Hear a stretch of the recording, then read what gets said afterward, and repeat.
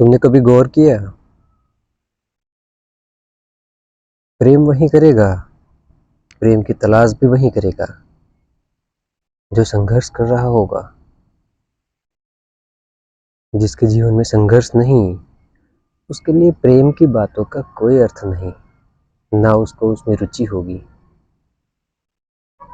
किसी बच्चे को देख लो, वो किसी प्रेम की ओर तलाश नहीं करता, वह केवल ज्ञान की ओर जाएगा। फिर किसी युवा को देख लो, जब वो संघर्ष करता है, स्कूल जाता है, तब वह प्रेम की अपेक्षा रखता है। जब वह कठिनाई को अनुभव करता है, तब वह प्रेम की कोमलता की अपेक्षा करता है। जब प्रेम नहीं, तो वह कठिनाई को नहीं झेल पाएगा।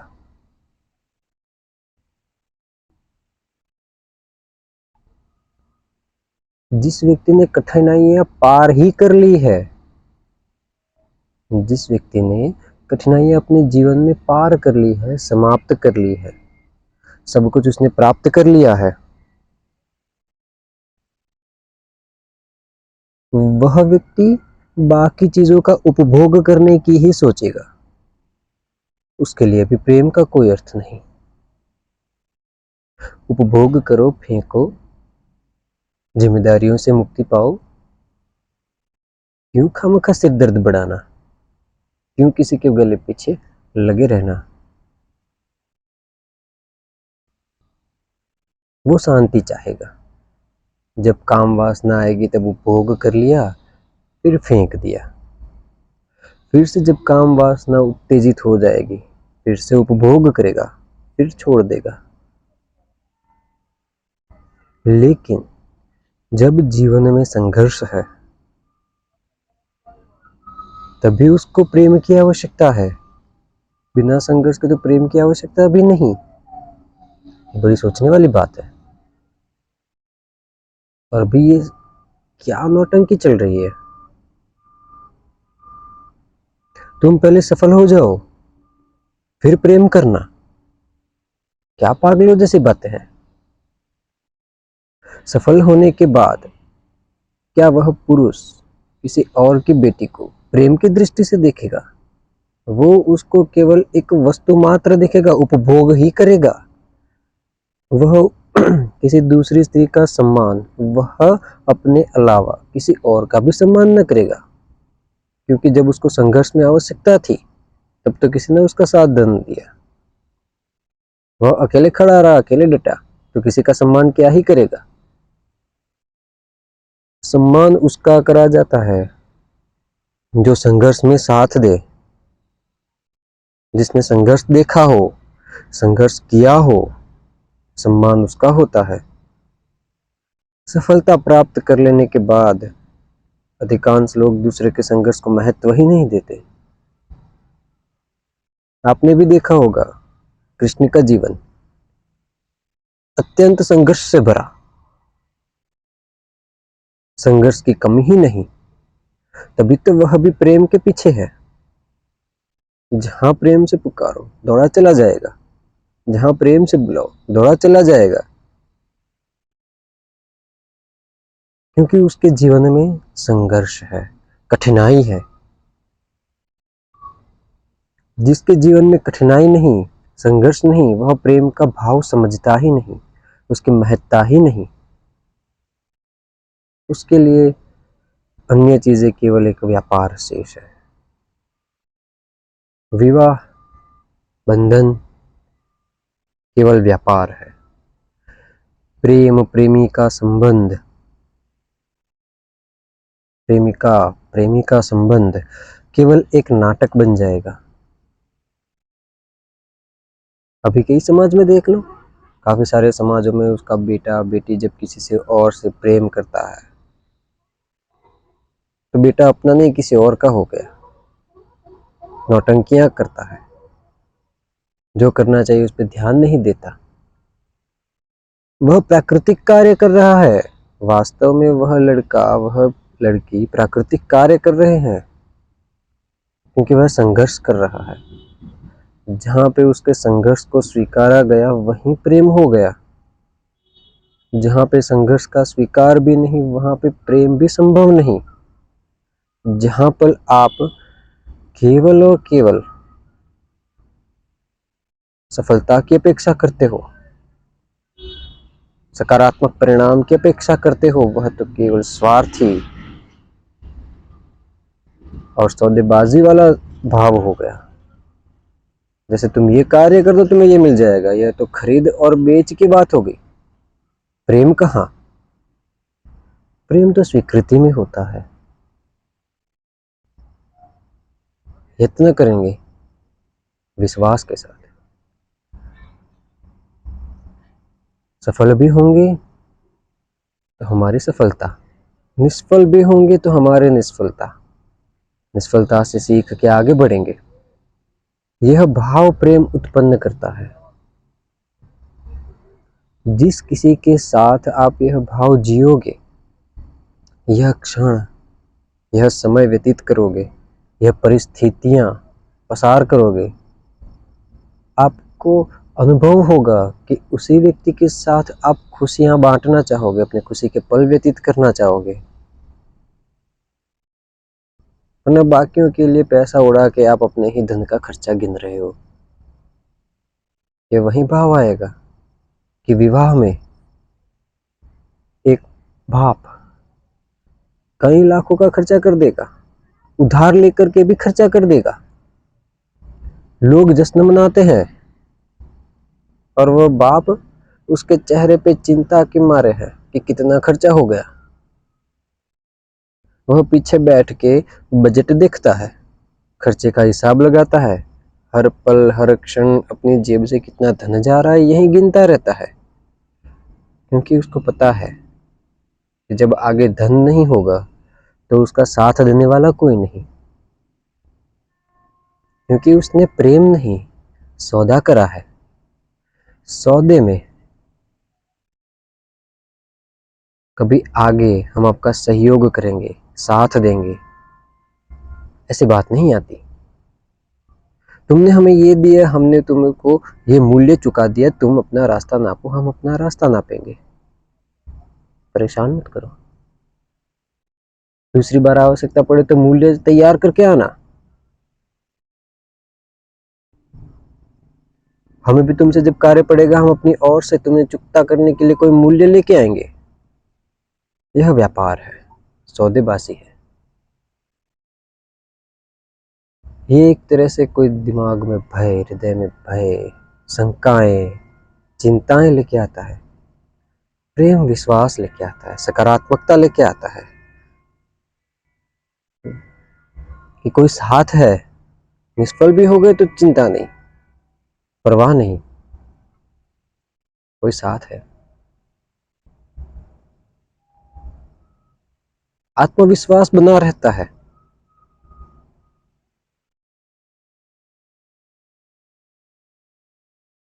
यदि बालक किसी अन्य के प्रेम में पड़ता है तो यह समझना आवश्यक है कि उसके जीवन में संघर्ष है, वह संघर्ष कर रहा है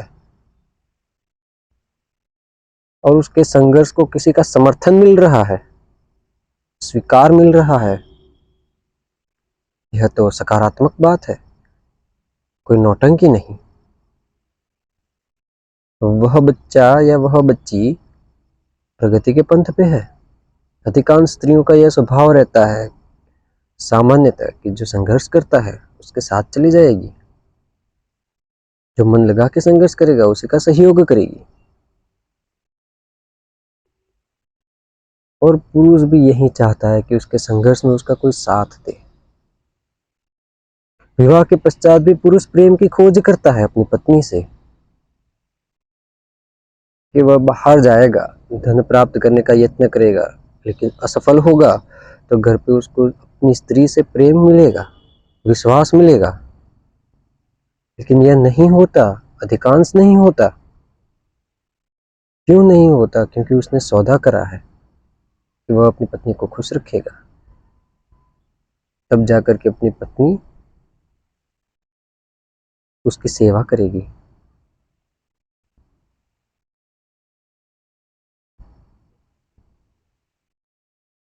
वो अधिक से अधिक धन लुटाएगा अपनी पत्नी पे। यह सौदा करा था। जितना धन पुरुष लुटाएगा पत्नी उतना खुश रखेगी, उतना कलेश नहीं करेगी, उतना प्रिय होके रहेगी। अधिकांश तो यह भी होता है, जितना धन पत्नी पे लुटाया जाएगा उतना ही संभोग करने देगी। धन नहीं तो संभोग भी नहीं, धन नहीं तो पति की प्रिय भी नहीं।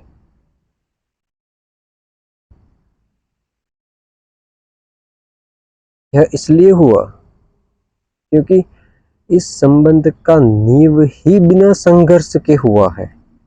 जहां पे पति के संघर्ष को कहीं इस स्त्री ने देखा ही नहीं, जहां उसने अपने पति का संघर्ष देखा उसे लगेगा यह नाकारा पुरुष है, निकम्मा पुरुष है, इससे क्या उम्मीद लगाना। क्योंकि विवाह किया था धन देख के, संघर्ष देख के नहीं, प्रेम तो था ही नहीं।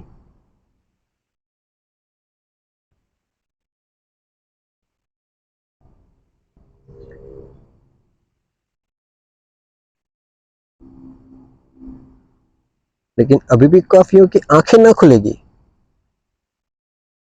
अभी तो ये हाल हो रखी है कि जो बच्चे हैं वो भी धन देख के प्रेम करते हैं, धन देख के साथ रहेंगे। यदि कोई पुरुष है जो आगे बढ़ने की कोशिश कर रहा है, यत्न कर रहा है, आगे बढ़ रहा है, तो उसे ईर्ष्या करेंगे, उसको पीछे कैसे खींचा जाए। ये नहीं सोचेंगे कि उसके साथ रह के हम आगे कैसे बढ़े। उसको भी आगे बढ़ना होता है, किसी के पैर थोड़ी खींचते हैं। बड़ी दुर्गति हो रखी है लोगों की भी, यहाँ तक कि बच्चों के दिमाग में भी दुर्गतियां घुस चुकी है।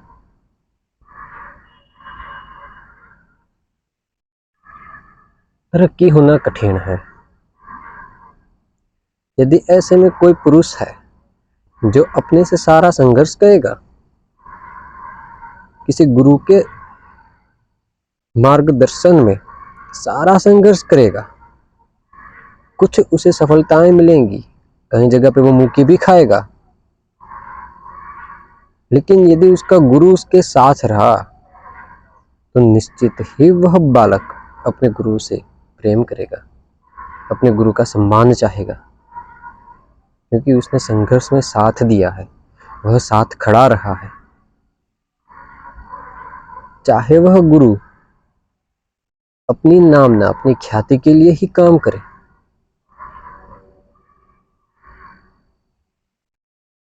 पर उस संघर्ष में गुरु ने भी उतना ही साथ दिया है, शिष्य ने भी उतना ही मेहनत करा है, उतना ही कार्य करा है, दोनों ने मिलकर संघर्ष करा है और एक कार्य की सिद्धि करी है।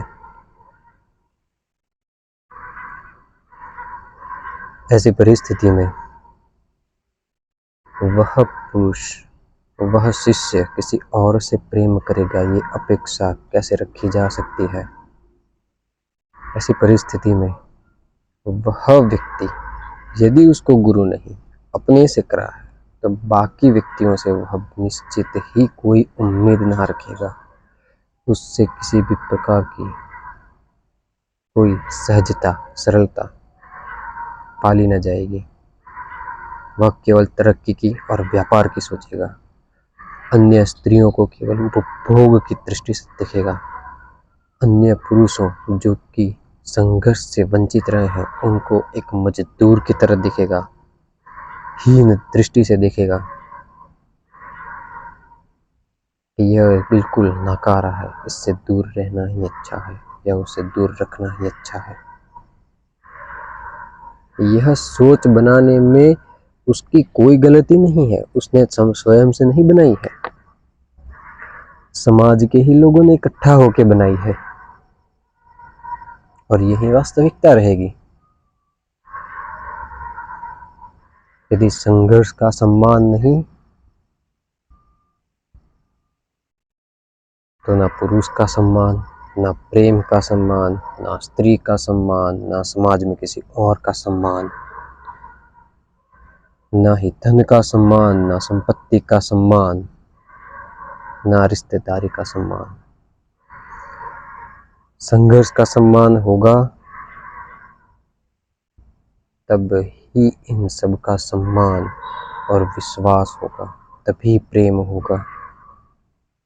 फिर भी ये बात तो गौर करने योग्य है, समाज में हर कोई प्रेम की बातें करता है,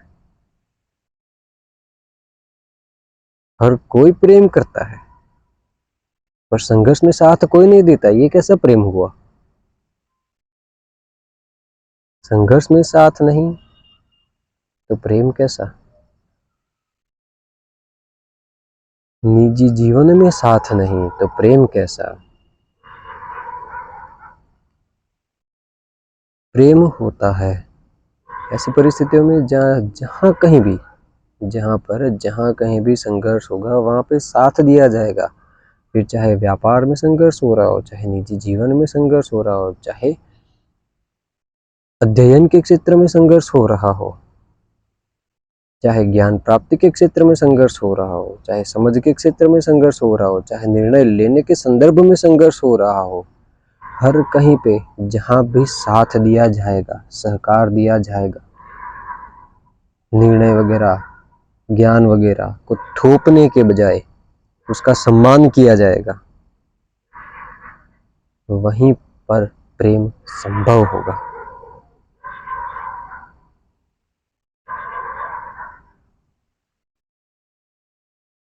इतनी कथा करने के बाद अभी कईयों को समझ नहीं आएगी, क्योंकि प्रेम सरल नहीं है, परिश्रम मांगता है, सहकार मांगता है, स्वीकृति मांगता है। प्रेम फल की अपेक्षा न करेगा, केवल यत्न करेगा। प्रेम देना जानता है, फिर चाहे साथ हो, समय हो, विश्वास हो।